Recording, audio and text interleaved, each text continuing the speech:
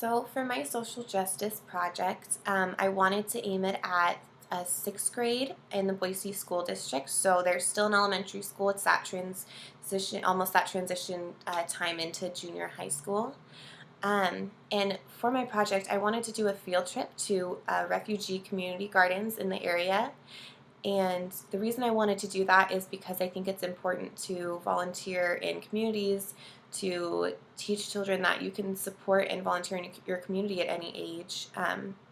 And helping others who are different than you is such a wonderful thing. I think it's good to teach them that you can learn from other cultures and from other people.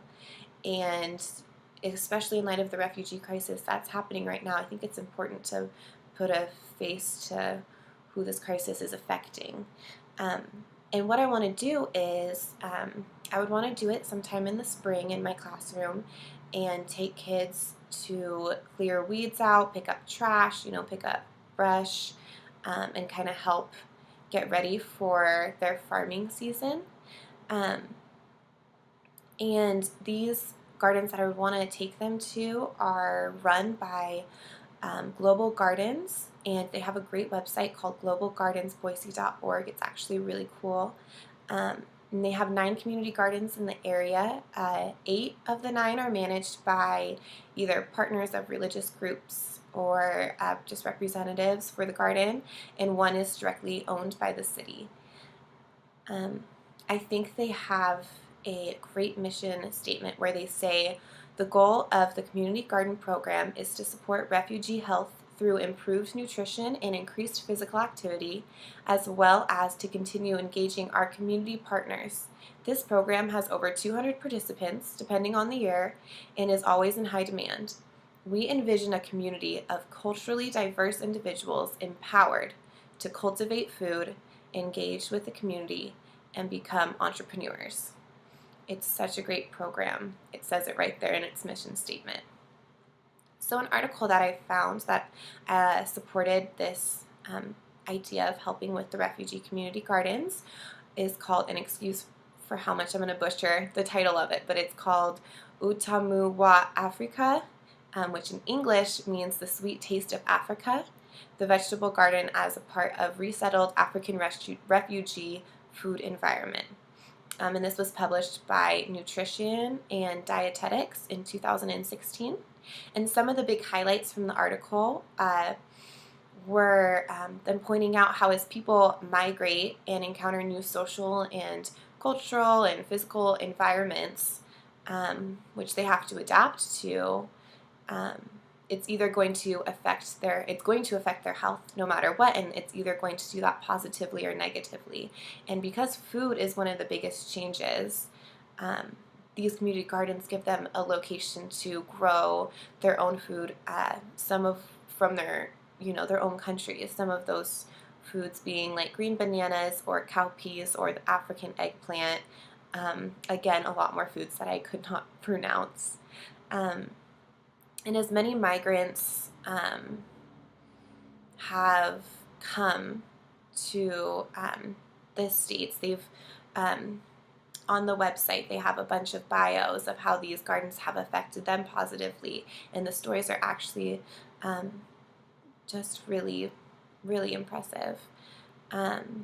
It helps these families to maintain their traditional and cultural identity, as well as having easy access and availability to familiar foods, which also that phrase right there, helping to maintain their traditional and cultural identity. Having a cultural identity, I think, is important, and I think that what a great place for them to be able to keep that. The conclusion of this article had a great statement saying, the present study has demonstrated that community and home vegetable gardens are an important component of the resettled refugees' food environment. The garden not only provides a source of culturally acceptable food, but also can partially improve the aspects of their mental and physical health. They can address barriers such as cost, distance to, and lack of transport to food outlets that may impede the consumption of healthy foods such as fruits and vegetables. Through gardening, the resettled refugees' traditional foods are not only made available, but easily accessible at little to no cost, and ensuring households are able to maintain a healthy diet. When looking at the 5 levels of social justice, I think that this applies to most of them. And so I'm going to point out what applies to each level of the social justice.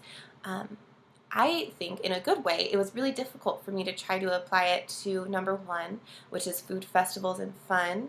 And I say in a good way because one of the statements from number 1 was these events tend to focus on service level cultural awareness and often actually contribute to the stereotypes that were meant to challenge.